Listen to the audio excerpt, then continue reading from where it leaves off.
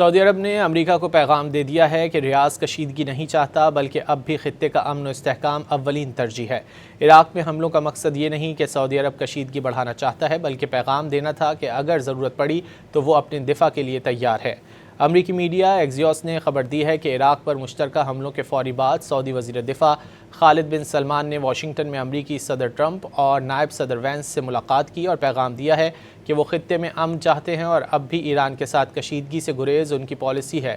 البتہ اپنے دفاع کے لیے بھی بھرپور طریقے سے تیار ہے۔ ایکزیوس کے مطابق سعودی وزیر دفاع نے بتایا کہ ایران نواز عراقی ملیشیا سعودی انفراسٹرکچر اور توانائی کی تنصیبات پر حملے کر کے سرخ لکیر عبور کر چکے تھے، اس لیے مملکت کو جواب دینا پڑا۔